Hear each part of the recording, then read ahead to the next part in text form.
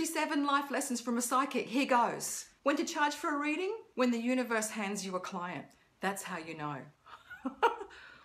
I can talk to dead people, but I can't cook rice or figure out which remote is which. I held in being psychic for so long it made me sick.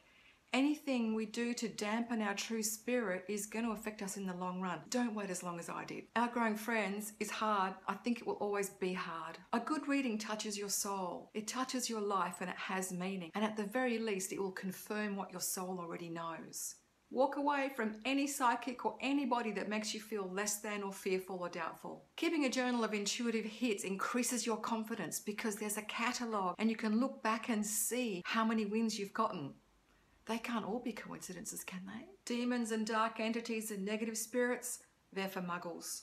I didn't even know what a medium was. I certainly didn't think it applied to me. I was the last one to figure it out. The universe probably had to shove it in my face. So don't beat yourself up if you don't think you are what you really are. New Age people write the silliest crap. Having any kind of spiritual practice is going to save your sanity. I'm getting better at saying no. It's still hard sometimes. Meditation helps me feel connected. I just do better during the day when I've meditated for 20 minutes than when I haven't. A closing down ritual after you've worked psychically really saves your energy. It doesn't have to be fancy. It can just be like a walk with your dog, a cup of tea, washing your hands, something that says to the universe, I'm done for the day. I'm just going to be me now in my comfy pants. I don't know everything, and I'm glad. Knowing my limits helps me be a better intuitive. I don't do lost pets because it upsets me, and I don't do court outcomes because it's a really loaded topic and I'm not comfortable. So it's okay to say no to stuff that you don't like. I still don't know who my guides are, except one, and I'm okay with that. It's okay to have a crappy day. The spiritual police won't come and you won't lose points. It's not channeling if your eyes are open. It's just not, okay? Find pockets in the day to check your spiritual inbox. It's like a mini meditation. I seriously think I love my dog more than people. Yeah, that's right. There's no such thing as an earthbound spirit. Everybody gets to go. As I got more intuitive, I found certain movies I just couldn't watch anymore. Being sensitive is a two-way street, and we get to be sensitive to everything. So expect your life to change. The hardest thing I ever had to do was say goodbye to my rescue dingo dog. Well, this is him when they found him without much fur on. I don't look like a psychic, thank goodness. Being psychic is easy. Being normal's hard. Give away your time, but don't undersell yourself. It's okay to charge money for spiritual work. As I've gotten older, I've become more me and more free just to do what I really want to do. Far less concerned with what everybody else thinks. That's fantastic. In a mediumship reading, if they're talking about you more than the person in spirit, it's not a mediumship reading. And in a psychic reading, if they're talking about themselves more than you, it's not a reading either. Oh, makes a noise. I got laughed out of brownies when I was 8 for actually seeing fairies. Another dirty little secret, I have a fetish for fluffy coat hangers. You know those readings where you pick a card or pick an image that you're drawn to and then the answer's revealed later on? They're not a reading. Actually, they're like a lead magnet. At worst, they're a really crappy quiz. It's time to let this stuff go. Move into the 21st century, guys. Those pick a picture and I'll give you the answer. There's no intuitive content whatsoever. Move on. A tough childhood really increased my intuition, which goes to show there's a silver lining to everything, even if you have to wait for 30 years. My pet peeve is spiritual people who are only spiritual when it suits them. I've learned to choose who I tell I'm psychic to. Some battles just aren't worth fighting. I used to soak up everybody's energy. I was a human sponge.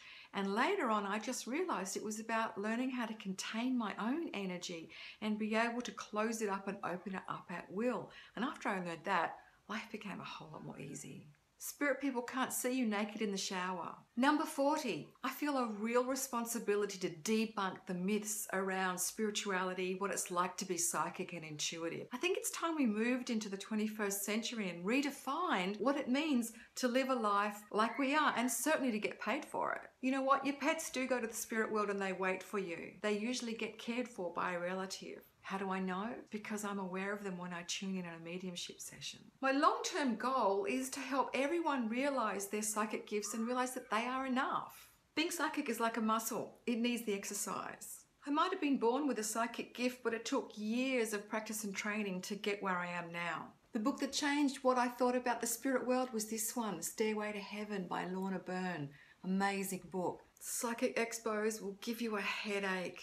Spiritual growth is tough, but it's totally worth it. I still do get drained by large crowds and shopping malls. I think I probably always will, but I can handle it a lot better now. TV psychics, they're there for entertainment first and spiritual accuracy afterwards. Good ones do both. Connecting to the spirit world is so much easier for me now. It was a lot of practice, but you know what? It was a lot of mindset change too. Just bring your confidence up. You can do it because it's natural for us. You might have noticed that I'm here to myth bust, and that pisses some people off. And you know what? I love that. The face of intuitive work is changing, and I'm here to usher that in. Bring on the 21st century. And just like the book before, the movie that changed my life was also called Stairway to Heaven, and it was made in 1943. I saw it when I was like 7 years old, and that completely opened my mind up to the presence of the spirit world. I'll show you the link down below. You can watch it for free on YouTube. I'm not afraid of death, but it's still pretty sad. Number 54, even though I feel old now, I plan to be doing this when I'm 90.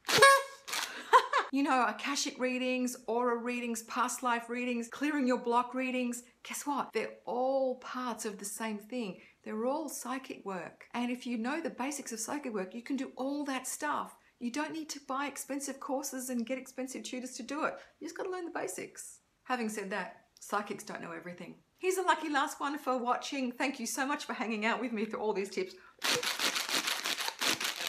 Number 57, the very last tip. It's got nothing to do with psychic work. Here's the 57th life lesson I've learned from being a psychic. Tip your Botox lady. Treat her like gold. If you give her like 20 bucks, even 50 bucks, she will make it worth your while because this is not all natural. Thanks so much for hanging out with me on the 57 life lessons of a psychic. It's been fantastic to chat to you. If you love this, give us a thumbs up. Hit subscribe down there. There's plenty more videos in all of this channel for you to watch. Ciao.